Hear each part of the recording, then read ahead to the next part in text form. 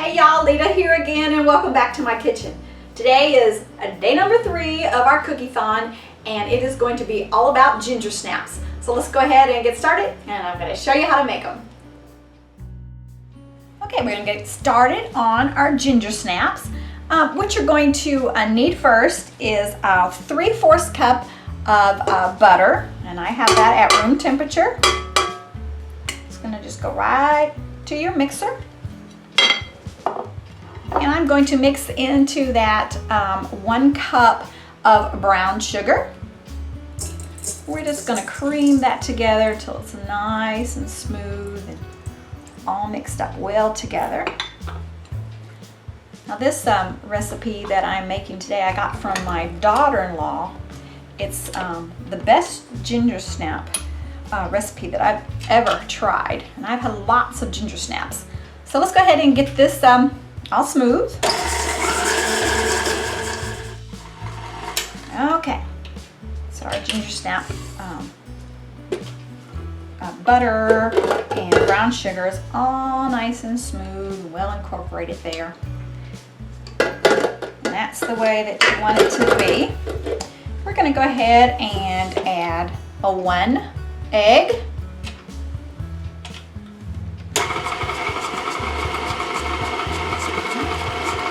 That mix up really well. And we're also going to add 1/4 cup of molasses. I mean, yeah, that's what I'm talking about. This is a cookie that I usually make in the fall. But, you know, they're just so good. They're just good any time of the year. So I just love these ginger snaps. All right, so the next thing that you're going to need is 2 teaspoons of baking powder, 1/2 teaspoon of salt, 1 teaspoon of, whoops, that's not my cinnamon. 1 teaspoon of cinnamon, 1 teaspoon of ginger, and 1/2 teaspoon of ground cloves. Wow, that is smelling so good. It smells like fall though.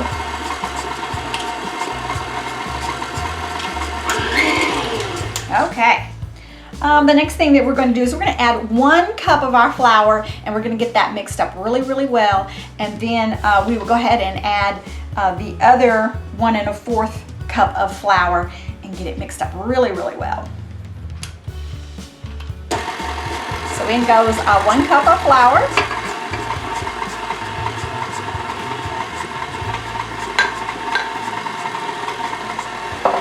Let that mix up really good.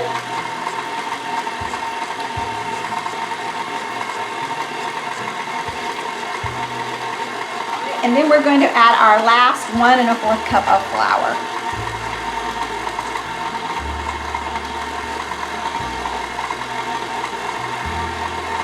This smells absolutely wonderful. It smells so good and yummy.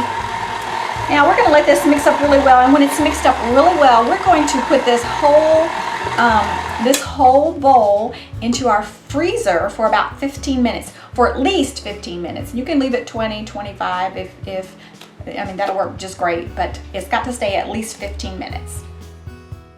So our ginger snaps have been in the freezer for about 15 minutes, and the next thing you're going to do is you're just going to take a teaspoon and just scoop out some dough like this, and you're just going to take it and roll it in a ball. It's about a 1-inch ball, something like that. I'm just going to make a nice little round shape just like that, and you're going to take it and roll it in just regular granulated sugar, just around like that.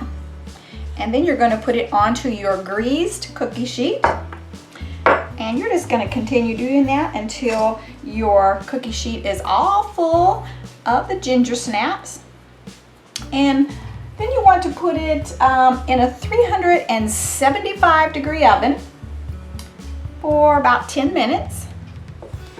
And that will be it on your cookie.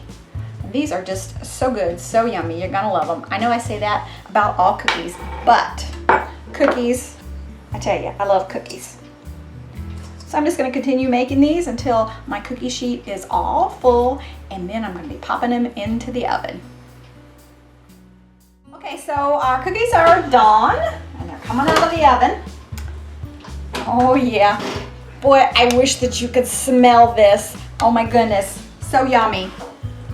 Okay, I'm just gonna go ahead and get these onto the cooling rack, and our next batch is going in the oven.